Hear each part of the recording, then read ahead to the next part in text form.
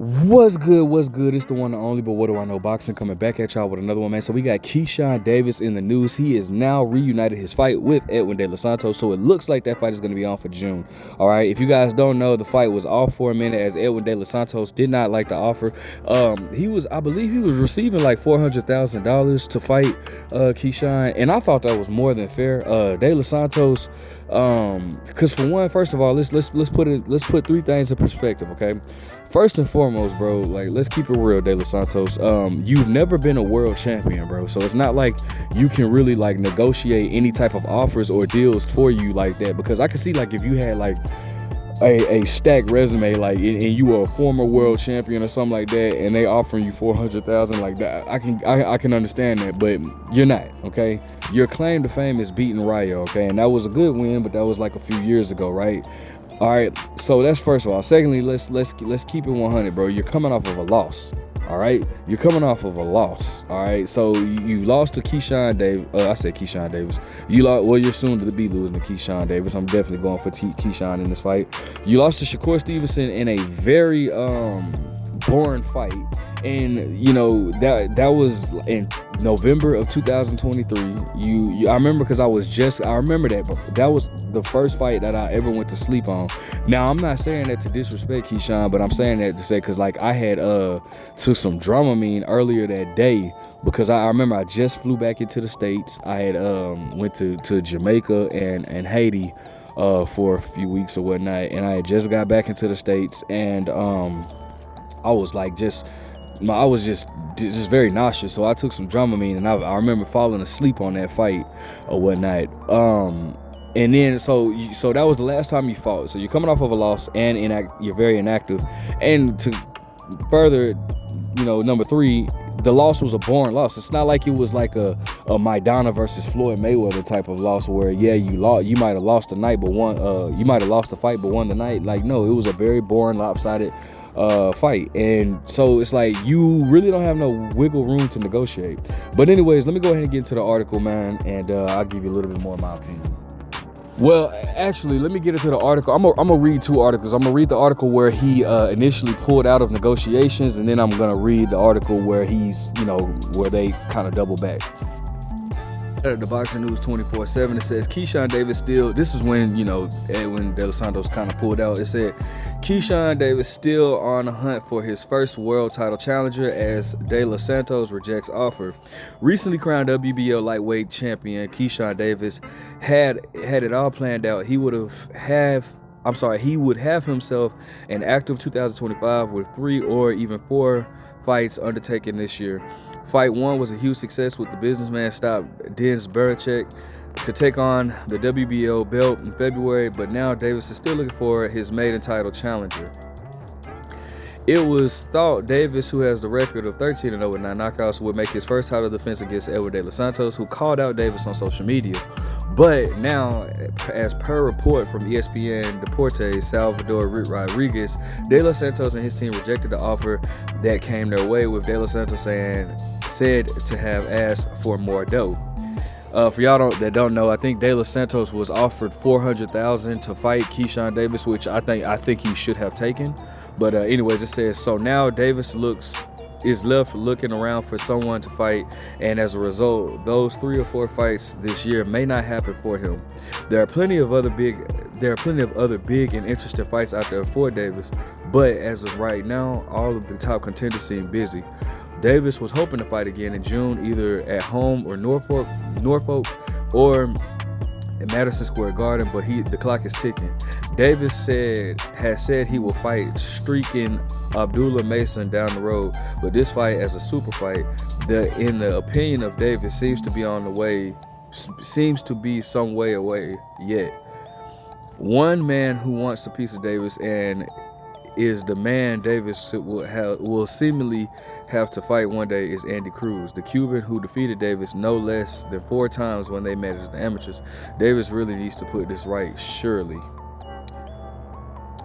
Cruz, who is 5-0 with 3 knockouts as a pro, is just 5-0 is just 5-0 with 3 knockouts as a pro, but he seems to be a truly special talent. Will Davis agree to face Cruz in his first title defense? Cruz is ready to fight Davis this summer. The current 135-pound division is buzzing, but it's not always all that easy for big fights to get made. Hopefully Davis will be able to get an active fighter, or to be able to be the active fighter he wants to be this year. All right, so now I'm gonna go ahead and read this. Shout out to BoxingScene.com. It says Keyshawn Davis and Edwin de los Santos is back in play for June 7th. Keyshawn Davis' search for his next opponents didn't need to extend any further than where he previously left off. Boxing Scene learned that Edwin de los Santos is now back firmly in the mix challenge for Davis' WBO lightweight title.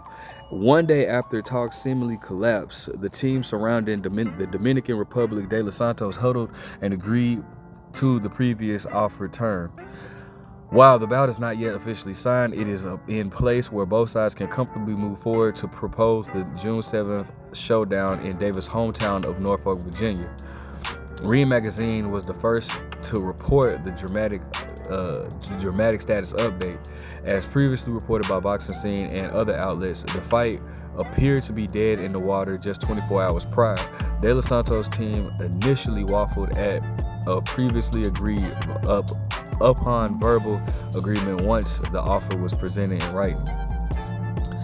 This was later learned that there was a significant miscommunication between the boxer and his team. De Los Santos was led to believe that he was making closer to $225,000 for the fight, whereas the upon agreed offer was nearly double that amount. The public reveal was enough to cause an internal stir and to provide Davis with a sense of relief as he can focus on his first title defense. Davis, who has the record of 13-0 with 9 knockouts, won the WBO lightweight title once in a one-sided 4th-round stoppage and previously unbeaten title holder Denis Beric. Davis twice floored Beric to force the stoppage at a minute and 42nd of the 4th round in February, Madison Square Garden, Hulu Center for New York City. This career best feature came off of 3 months after Davis headlined his hometown for the first time as a pro. The 2020 Olympic silver medalist for Team USA treated the packed crowd at Norfolk Scope Arena as he slaughtered Argentina's Gustavo Lemos inside 2 rounds of last November. That was actually on my birthday. His return home as a major titleist comes in the spirit of Norfolk's most notable prize fighter, the late great Paul Williams, Lord forgive me. The late great Pernell Whitaker, who was a local fixture throughout the 80s and 90s.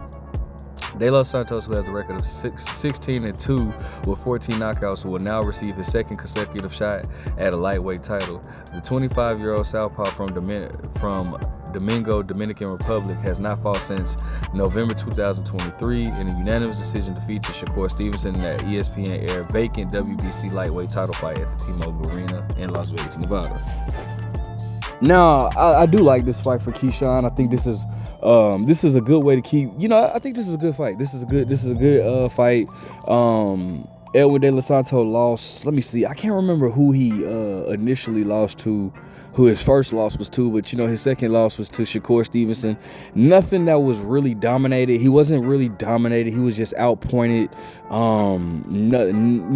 Like I would always say this to my homeboys, like whenever we would watch a fight, just to break down the significance of a beating. Edwin de los Santos could go to the club right afterwards and nobody would even know he was in a fight. You know what I'm saying? So it wasn't nothing. He was just outpointed. So I think that Keyshawn can make another statement by really putting a beating on Edwin de los Santos. And I think that he will. I like this fight a lot. And I like the move that Keyshawn is doing, man. Keyshawn is seemingly to want the most dangerous guys that's available for him. Now, of course, you got Keyshawn haters that are going to sit here and try to criticize everything that Keyshawn does. But listen, the man, if you're unimpressed, well, tell your favorite fighter to, step up and fight him. Keyshawn is looking to unify. He said he would love to fight Lomachenko. We don't even know what Lomachenko is doing right now. I don't know if he's retired or not. Bro, it's like, what is over these guys over there, bro? Like, I know that him and Triple G are from different, you know, he's from Triple G's from Kazakhstan, you know, Lomachenko's from the Ukraine, but it's like, bro, like these guys like just kind of like silently retire, and we just don't just leave you guessing or whatnot. But I don't know what Lomachenko is doing. I don't know what you know, obviously he doesn't want to fight Shakur, and I understand that. Tank Davis doesn't seem interested in fighting him. And who am I missing? What was that? The Lomachenko, the IBF, Shakur, the WBC, Tank, WBA. Yeah, so, you know, he can only do what he can do. So I'm okay with this fight. I like this fight. I think Keyshawn can make a statement with this fight. Edwin De Los Santos has power in both hands, so Keyshawn is going to have to be careful. But I know he can pull it off, man. Let me know what you guys think. Make sure you guys like, comment, subscribe. How do you see this fight going? But what do I know?